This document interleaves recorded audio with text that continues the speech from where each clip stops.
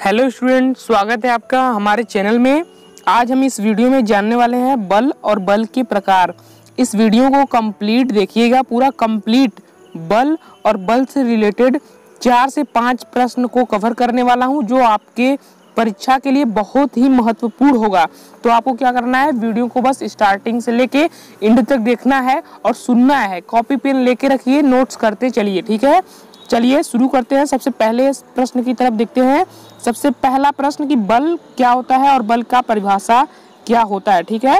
तो चलिए सबसे पहले देखते हैं पहले प्रश्न को।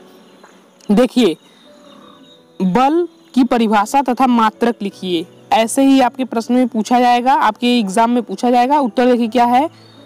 बल वह बाह्य कारक होता है, बल वह बाह्य कारक होता है जो किसी वस्तु की विरामा अथवा गति की अवस्था में परिवर्तन कर देता है या परिवर्तन करने का प्रयास करता है, उसी को क्या कहते हैं, बल। और इसका मात्रक, बल का मात्रक न्यूटन होता है, ठीक है जी, याद रहेगा। फिर से एक बार रिवाइज करता हूँ।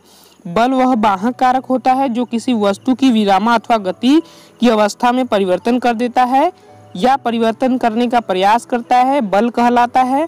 बल का मात्रक न्यूटन होता है। चलिए आगे दूसरे प्रश्न की तरफ देखते हैं। सारे प्रश्न बहुत ही इंपॉर्टेंट है, ध्यान से देखिए, ठीक है। दूसरा प्रश्न देखिए, इसमें क्या पूछा गया है। दूसरा प्रश्न यहाँ पे पूछा गया है, संतुलित बल किसे कहते हैं, उदाहरण सहित समझिए, ठीक है। फिजिक्स के माध्यम से बहुत इंपॉर्टेंट क्वेश्चन है, आपके एग्जाम में पूछा गया है बहुत बार, मैंने इसीलिए इसको पिकअप किया है।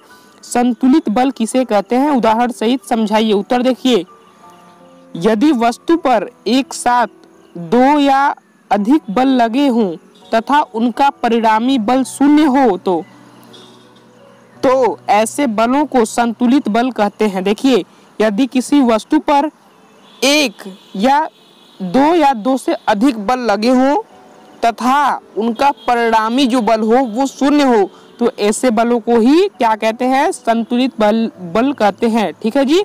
उदाहरण देखिए, रस्सा किसी के खेल में जब 2 टीमें रस्से को समान बल से खींचते हैं, जब एक रस्से को दोनों तरफ से समान टीमें खींचते हैं तो संतुलित बल होने के कारण रस्सा तथा दोनों टीमें अपने स्थान पर बने रहते हैं, ठीक है।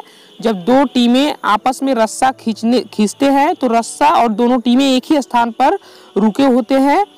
तो यह देखिए सबसे अच्छी उदाहरण है संतुलित बल का, ठीक है। तो अब आगे देखिए स्टूडेंट, संतुलित बल के बाद देखिए असंतुलित बल किसे कहते हैं, ठीक है। असंतुलित बल किसे कहते हैं, देखिए उत्तर देखिए, जब वस्तु पर लगे बलों का परिणामी शून्य न हो, जब वस्तु पर लगे बलों की परिणामी शून्य न हो तो उन्हें असंतुलित बल कहते हैं। सिंपल है जी। आगे देखिए, असंतुलित बल लगने से वस्तु की विराम अथवा एक समान गति की अवस्था में परिवर्तन हो जाता है, ठीक है। जब वस्तु पर लगे बलों का परिणामी शून्य हो तो उसे असंतुलित बल कहते हैं। असंतुलित बल लगने से वस्तु की विराम अथवा एक समान गति की अवस्था में परिवर्तन हो जाता है। उदाहरण देखिए, जब किसी वस्तु को बल लगाकर खींचा जाता है तो वस्तु व तल के बीच घर्षण बल उत्पन्न होता है जो वस्तु गति की दिशा के विपरीत लगता है, ठीक है। यही असंतुलित बल का मुख्य उदाहरण है। जब किसी वस्तु को बल लगाकर खींचा जाता है तो वस्तु व तल के बीच घर्षण बल उत्पन्न होता है जो वस्तु गति की दिशा के विपरीत होता है, ठीक है जी। समझ में आ गया होगा, आशा करता हूँ। अच्छा, बढ़िया है। आगे देखिए, सबसे मोस्ट और लास्ट, ये बहुत ही बार पूछा गया है, सीरियसली बोल रहा हूँ, तो इसको नजरअंदाज नहीं करेंगे, बहुत ही ध्यान से देखेंगे।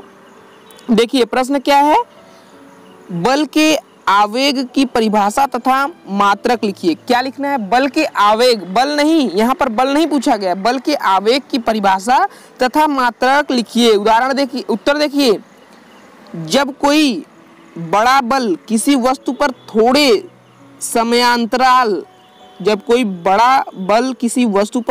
समयांतराल के लिए लगता है तो बल तथा समयांतराल के गुणनफल को बल का आवेग कहते हैं। रिपीट कर रहा हूं जी, दोबारा देखिए, जब कोई बड़ा बल किसी वस्तु पर थोड़े समयांतराल के लिए लगता है, देखिए थोड़े समयांतराल के लिए लगता है, किसी वस्तु पर बल थोड़े समय के लिए लगता है, तो बल तथा समयांतराल के गुणनफल को, किसको, बल तथा समयांतराल के गुणनफल को बल का आवेग कहते हैं। यदि किसी वस्तु पर नियत बल F, यदि किसी वस्तु पर एक नियत बल F को बहुत कम समयांतराल डेल्टा t के लिए लगाया जाए तो परिभाषा अनुसार क्या होगा, देखिए, बल का आवेग बराबर F गुणे डेल्टा t, बल का आवेग equal to F into delta t होगा। ठीक है, देखिए नीचे क्या लिखना है, आवेग एक सदिश राशि है, इसकी दिशा वही होती है जो बल की होती है, आवेग का मात्रक न्यूटन सेकंड होता है। ठीक है, देखिए बल का क्या होता है, बल का मात्रक न्यूटन होता है और बल के आवेग का जो मात्रक होता है वो न्यूटन सेकंड होता है। ठीक है, बल का आवेग का जो फार्मूला होता है बल का आवेग बराबर F गुणे डेल्टा t। ठीक है, तो आपको मैंने यहाँ पे 4 प्रश्न मोस्ट इंपॉर्टेंट बल से रिलेटेड बताया है। क्या क्या, बल के आवेग की परिभाषा तथा मात्रक, असंतुलित बल किसे कहते हैं उदाहरण सहित मैंने बताया, संतुलित बल किसे कहते हैं उदाहरण सहित बताया है, और बल की परिभाषा। ठीक है, यह फिजिक्स के लिए है, फिजिक्स सब्जेक्ट से है और बहुत ही मोस्ट इंपॉर्टेंट है। इसे 11, 12, 9वीं 10वीं कोई भी छात्र देख सकता है और अच्छे से समझ सकता है। आशा करता हूँ आपको वीडियो अच्छा लगा है तो लाइक करिए, अपने दोस्तों में शेयर करिए और कमेंट में बताइए कैसा लगा हमारे यह वीडियो। अगर किसी और टॉपिक पर अगर आपको कंफ्यूजन है और वीडियो चाहिए तो कमेंट बॉक्स में सब्जेक्ट का नाम और टॉपिक का नाम लिखकर हमें कमेंट करिए ताकि हम उस पर वीडियो बना सकें। चैनल पर नए हैं तो चैनल को सब्सक्राइब जरूर करिए, हाँ, और ऑल नोटिफिकेशन पर क्लिक करिएगा, बेल आइकन पर क्लिक करके। अब मिलते हैं नेक्स्ट वीडियो में। वीडियो देखने के लिए धन्यवाद। Thanks for watching.